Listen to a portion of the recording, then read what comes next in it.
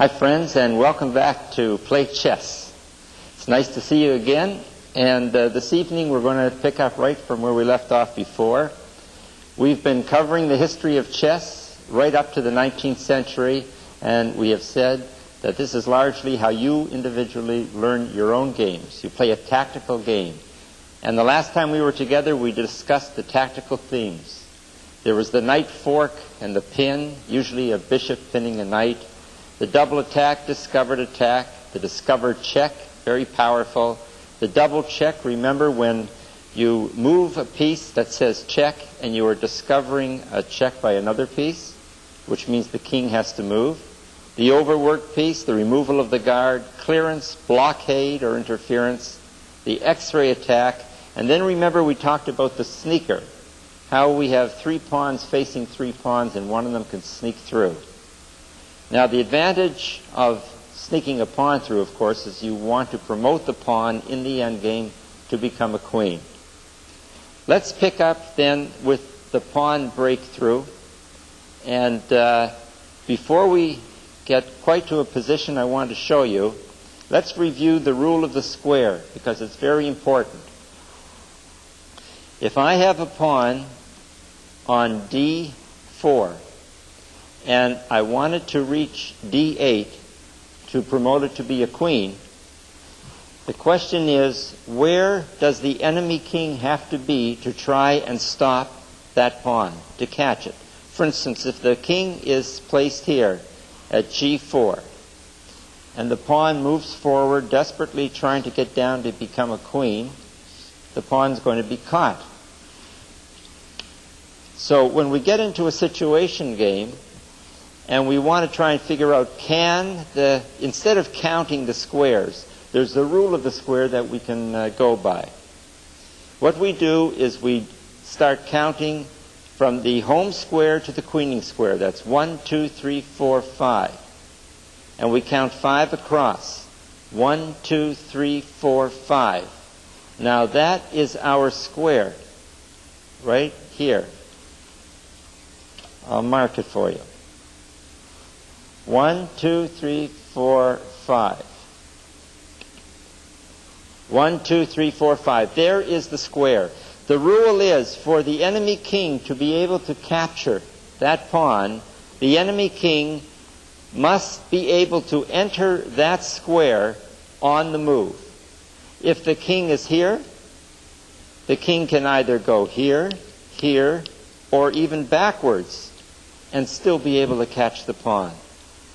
If the king is here, the king can either move there or there to capture the pawn. But notice, if it's white's move, white can always stay out, keep the king out of the square, and the king can't catch it. That's if it's white's move. So again, the rule of the square is you count the number of squares from the position of the pawn to the queening square. Count the same number of squares across. That gives you a large square.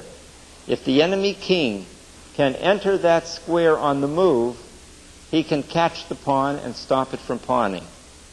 Now we're assuming, of course, that the pawn doesn't have a friend to help it along the way, if it's an isolated pawn. So, remembering the rule of the square, let's go over to this position that we have set up on this board, and let's study it in detail. This is an endgame, very probable endgame position. It did occur in a chess game during the past year. Now, let's first count the force that we have on the board. We have 1, 2, 3, 4 white pawns that are scattered, and only 3 black pawns. Now, as we have said, the advantage of having the extra pawn in the endgame is very strong, because it suggests that the extra pawn will be able to queen. If it were white's move here, white would be able to win, simply by leaving this pawn alone, coming over here, capturing this pawn, and then even capturing these pawns and advancing the pawns up to become a queen. And remember our first talk, we talked about how a queen and a king against a king is a certain mate. That's your basic mate. So all white wants to do is eliminate the pawns, advance at least one of his pawns up to be promoted to become a queen, and then checkmate with the queen and king against the king. That's if it's white's move. But it's black's move. And if it's black's move, what is black going to do? Black has to keep his attention on this pawn. Black can't come over to the defense of his pawns here, because this pawn will advance to become a queen. So the black king is tied to down to the g-file to stop the advance of that white pawn on the g-file. What is black going to do? This is where we start seeing the rule of the square becoming applied. If black is going to move, say, this pawn, white can simply push his pawn. Now, what can black do? Black can't advance the pawn. He'll be taken. And white will win. So this move is out. This pawn can't move. The king can waste time, but that will simply give white the chance to come over and take this. Black can't come to the rescue. He has to be careful of this pawn. So it leaves just one other move for black. Now, one would not think that black could win this game, but because of the rule of the square, black has a one game, and this is the way it's played. Black first plays pawn to a4. The threat now is to eliminate this pawn by this push. You see, if these pawns are gone, look at the square. 1, 2, 3, 4. 1, 2, 3, 4. The white king has to be within that square to stop this pawn from becoming a queen. 1, 2, 3, 4. 1, 2, 3, 4. This king has to make it over here in time to be in the square in order to catch this pawn. Here's the original position again. Black's move. Black pushes here, threatens this. White comes over to get into the square. Black advances the pawn as planned. Now, if white takes this pawn, well, I could show you. If white takes the pawn, 1, 2, 3 moves, and we have a queen. And it takes longer for white to get a queen. So black will win with having a queen first. So after this move and this move, black has to get in the square of this pawn. Takes this pawn. Now, how is black going to go any further? If black moves down here, threatening to come right down, it's pawn takes pawn, pawn takes pawn, allowing the king to come in and catch it, and then white will win because of the 3 pawns. One of them will get through and become a queen. So that won't do. Set it all up again. We started from this position. Black to move. Black came down. White came over to try and get within the square, the 4 square. Black advanced. White captured the pawn. Now white is in the square of this pawn. 1, 2, 3, 4. 1, 2, 3, 4. He's in the square. Black now has a wily maneuver. Pawn takes pawn. The king has to come in here because now the square of this pawn for promotion is 1, 2, 3. 1, 2, 3. The king has to get in. The king must get into the square of this pawn in order to stop it. But let's see what's happened. White has just moved in here. Black does not have to move those pawns now, because where can the white king go? The white king cannot go here. He cannot move into check. The white king cannot go here. He cannot move into check.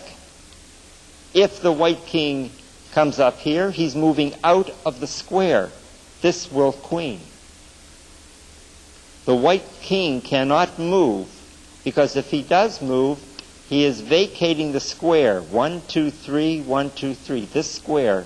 He has to stay within that square to stop this from queening. But it is white's move. Black will not do anything. Black will not advance the pawns. He will simply gobble up everything else. It's black's move. Black will come here to capture that pawn first. White will advance the pawn. Now, black will take the pawn, and he's within the square. 1, 2, 3, 4, 5. 1, 2, 3, 4, 5. You see, he's within the queening square of this pawn. So if there's a chase, he doesn't mind. He'll be able to get it. You see?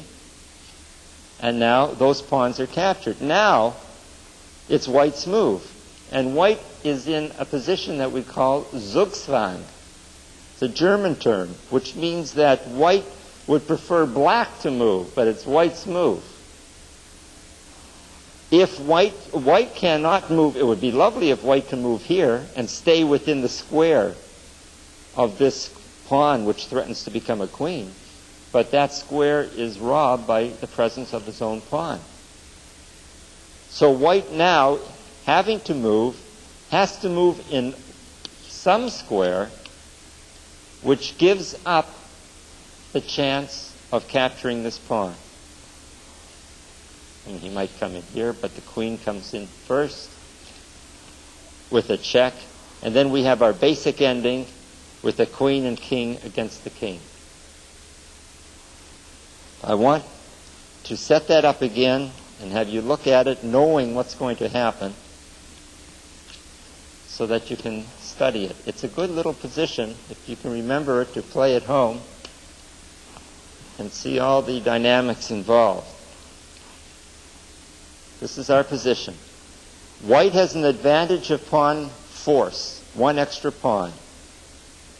The extra pawn usually means that we can leave it. Black has to capture it, or else it will queen. And while he's busy capturing it, white comes over, takes these pawns, advances, and queens himself. That's the usual case. But in this position, it's black's move.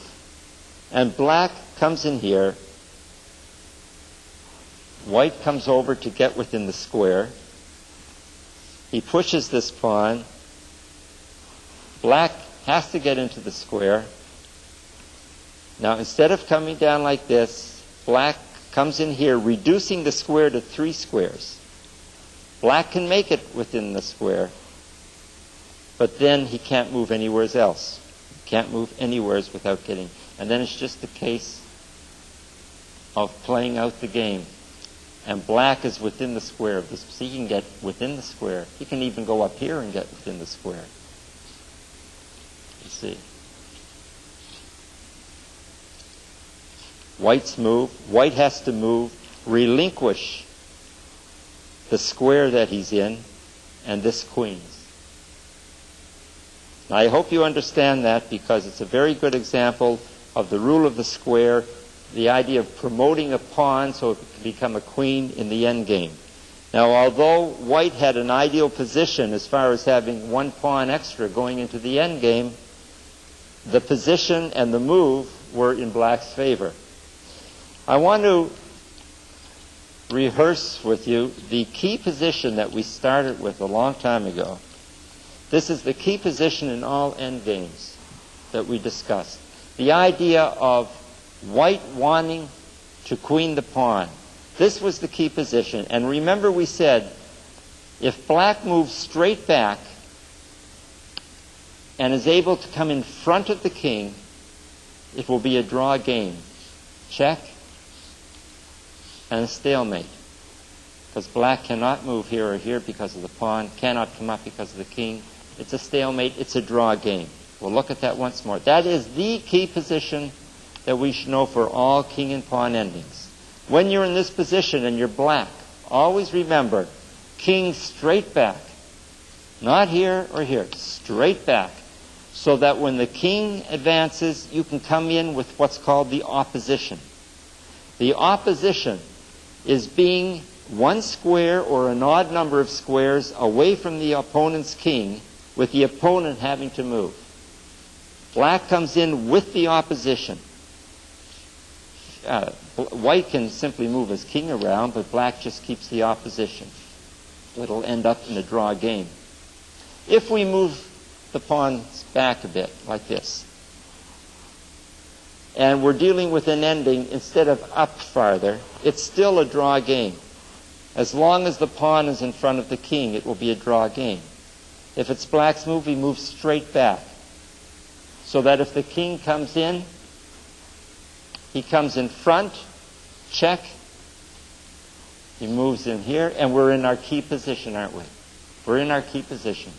King straight back, here, right in front of the king, comes in with a check. It's a draw game. It doesn't matter how far back you move it, as long as the pawn is in front of the king. And even if it's white's move, here, it just stays a draw. There's nothing he can do if he comes up, gets in front with the opposition. Check over here, straight back, so that when the king comes up, he gets in front with the opposition. It'll end up in this position with king moving straight back, so that when the white king comes in with the opposition, check. Now I'm going over and over this because this is really very essential in all chess games. Because chess games are a matter of getting down to an end game. If you can win a pawn, can you queen that pawn? Or is it going to end up in a draw? Well, let's look at a situation where you have a pawn plus, but your king is in front of it. Like this. Now your king is in front of the pawn. Now here's a tricky situation. If white is to move, it means that black has the opposition, right? Whoever is not on the move has the advantage. Remember that. So if the king moves, you keep the opposition. If he moves back, keep the opposition. Black, of course, wants to draw. If you move, keep the opposition. Anytime the pawn comes up, that doesn't matter. You can come in. Check. Not check. If the king comes up here, he can move straight back. Now we're getting into a situation like before. Check. And a draw. So what we notice is that even with the king in front of the pawn, if it's white's move, it is an automatic draw. But if white has the opposition, in other words, if black has to move, white will always win if the king is in front of the pawn. Black's move. If black moves here, what happens is that if black moves to either side, he has to relinquish either this square or this square to this king. And when that happens, a corridor is built. See, the king attacks all these squares. A corridor is built through which this pawn can advance. Like so. The king moves up. If the king moves straight back to the queening square, move in front of it. Keep the opposition. The king has to move out. You can move the pawn up, or you can move over here. Now you've got this. Look. No way of stopping it. You see, it just marches right through. What I want you to remember is this. If the king is one square in front of the pawn, and the white king, in this case, has the move, it's a draw game. We're going to end up in our key position that we've been studying. If it's black's move, in other words, if white has the opposition, if it's black's move, white wins by taking a side square and advancing the pawn. Let's say this pawn is here, not right here. Now we noted here that if it was white's move, black can draw. If it's black's move, white wins. In a position like this, how can white get the opposition and win the game? If he just keeps going back and forth like this, it's going to be a draw. But he gains the opposition by a tempo move. Now we have our position with black to move. You see, and white wins with the pawn advancing. So one advantage of having these pawns on the board, a lot of beginners like to push their pawns early in the game. And you'll always hear advanced players saying, don't push your pawns.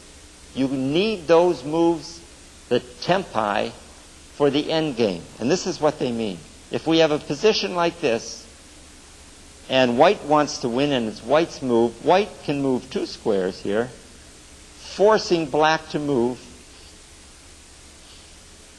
and white wins. See?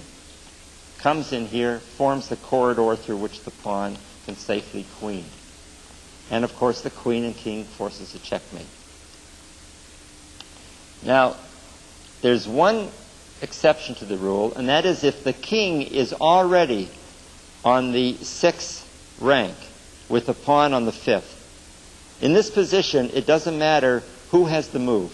White will always win if the king has already reached the 6th rank. So if white has the opposition, in other words, if black wins, it's an easy win. You come here and advance the pawn. And if it's white's move, he simply moves, keeps the opposition, but it's not going to help much because of the tempi. You see, you come in here, can't go here, has to come out, and he queens. So I want to show you all these key positions so that you can learn them well at home. Here is the key position. Remember, if with black to move, he draws. If white moves, it's a draw. Anytime white is behind the pawn, it's very easy for black to draw. Straight back, and it's a draw game because of the stalemate. Now, in this position, no matter whose move it is, white wins because the king is in front and the king has already reached the 6th rank. Okay. Now, if white moves in front, it doesn't help because of the position we started with. The king helps it advance to become a queen. The other position was with the king in front.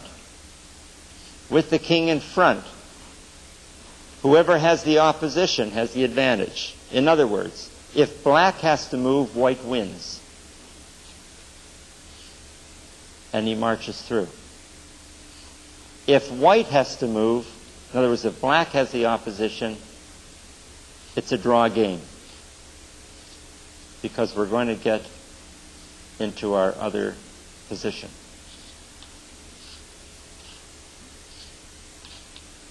And a stalemate. But you have to back these up and look at the positions like here. Whoever has the opposition, whoever does not have to move, has the advantage. If black moves, white wins. If white moves, it's going to be a draw game. So if this pawn is here and it's white's move, he simply gets the opposition. Now we have a position where it's black's move and white wins. These are very basic end games. And they're very, very important. Let's look at a situation with the opposition like this. Here both pawns are coming down to queen, and black desperately wants to draw the game. He doesn't want, but there are 2 pawns against the king. How's he going to stop it? Notice if white comes in here, it's a stalemate. Black can't move anywhere. Stalemate, and he's not in check. If white comes in here, also a stalemate. Black can't move in here. He can't go there because of this pawn. Stalemate. So what does white do? White has to allow black to have a move that he can go to, the square that he can go to. So he comes here, allowing the king to have a move. Now let's look at it very carefully. If white simply comes back, we can keep this up all night. That's it. Like so. You can go on all night until 50 moves are made, and then it's called the draw. But the secret is, gain the opposition. So in this position, and with white to move, give up your advanced pawn. That's now a queen. And we're saying check. Can you visualize that? That's now a queen. And we're saying check. We've given up this queen because king takes queen. But what has happened? We can come in with the opposition. You can have a diagonal opposition besides a vertical opposition. The opposition is being an odd number of squares apart, the two kings, with the other guy to move. Here it's a diagonal opposition. Black to move. And we have a one game. He can't go there, he's forced out. Black advances. He moves, it's going to be a mate in 3, watch. Comes in here, can't come back, can't go out here, he moves up. Queen comes down here to stop it from going any further. He's forced back here. Checkmate. Okay, let's look that one over very quick.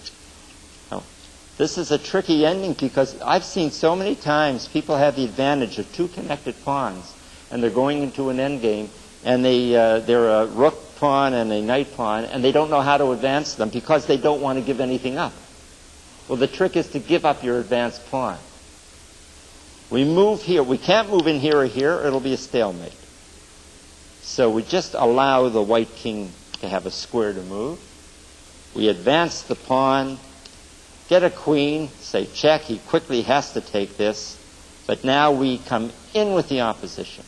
Notice it could have been done the other way. What? It could have been, where are we? It could have been like this. Here, up here. Come in with a check. The king takes. Come in this way with the opposition. That's vertical opposition. This was diagonal opposition. Comes out, moves up the pawn, can't move here or here, has to move out. The king moves up and enables the pawn to go forward to become a queen. And then it's going to be chased all around the board until it ends up something like this, into a checkmate.